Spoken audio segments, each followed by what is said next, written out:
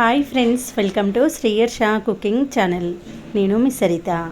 ఇవాళ మన రెసిపీ వచ్చి పాతకాలం నాటి రొట్టెలు.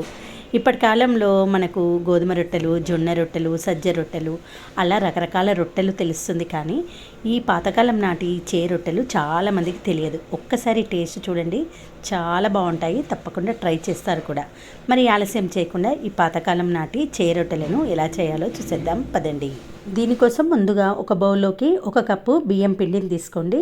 దీంట్లోకి 1/2 teaspoon salt, 1 teaspoon కారం పొడిని వేసుకోండి. 1/2 టీ స్పూన్ వామును నలిపి వేసుకోండి.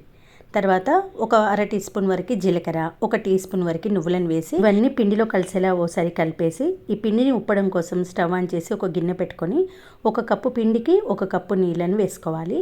నీళ్లు మరిగేటప్పుడు మంటను సిమ్లో పెట్టుకొని మనం కలిపి ఉంచుకున్న బియ్యం పిండి మిశ్రమాన్ని ఇందులో వేసేసి నీళ్ళలో పూర్తిగా కలిసేలా కలిపేయండి. స్టవ్ పైన 1 నిమిషం పాటు ఉంచితే సరిపోతుంది. ఇలా పిండి చక్కగా నీళ్ళలో కలిసిపోయిన తర్వాత స్టవ్ ఆఫ్ చేసి ఒక 10 నిమిషాలు అలా పక్కన పెట్టేయాలి. అలా అయితే పిండి చక్కగా ఉమ్మగిలుతుంది. ఈలోపు మనము స్టఫింగ్ ప్రిపరేషన్ చూద్దాము. దీనికోసం ముందుగా ఒక బౌల్లోకి 1 కప్పు గోధుమ పిండిని తీసుకోవాలి. దీంట్లో 1/2 టీ స్పూన్ సాల్ట్ వేసి కలిపేయండి. తర్వాత కొన్ని వాటర్ని యాడ్ చేస్తూ మనం రెగ్యులర్గా చపాతీకి ఏ కన్సిస్టెన్సీలో ప్రిపేర్ చేసుకుంటామో అంతే సాఫ్ట్గా ఇలా ముద్దలా చేసుకొని పక్కన పెట్టేయండి. ఈలోపు బియ్యం పిండి కూడా సాఫ్ట్గా అయిపోతుంది. మూత తీసి ఈ పిండిని చక్కగా ఇలా ముద్దలా సాఫ్ట్గా చేసుకోండి. తర్వాత చిన్న బాల్స్లా డివైడ్ చేసి పెట్టుకోవాలి.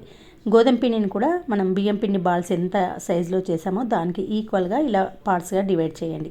తర్వాత గోధుమ పిండిని చిన్న పూరిలా ఇలా వేళ్ళ సహాయంతో స్ప్రెడ్ చేసి మధ్యలో బియ్యం పిండి స్టఫింగ్ పెట్టాలి.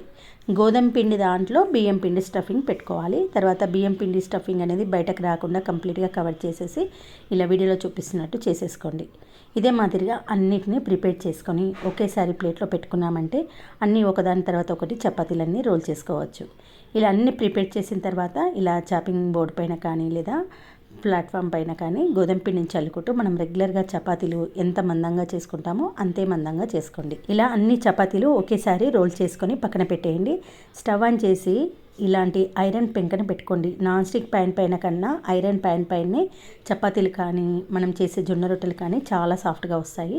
పెంక ఇలా పొగలు వచ్చేటప్పుడే చపాతీని వేసేయండి. చపాతీ కొంచెం కాలిన తర్వాత ఆయిల్ని అప్లై చేసుకుంటూ అటు ఇటు టర్న్ చేస్తూ ఇలా మంచిగా ఫ్రై అయిన తర్వాత ప్యాన్ నుంచి తీసేసేయండి. ఇదే మాదిరిగా అన్ని చపాతీలను చూడండి. చపాతీలు కూడా పూరిలాగా ఇలా చక్కగా పొంగుతుంటాయి. మీకు ఆయిల్ ఇష్టం లేకపోతే స్కిప్ చేసేసుకోవచ్చు.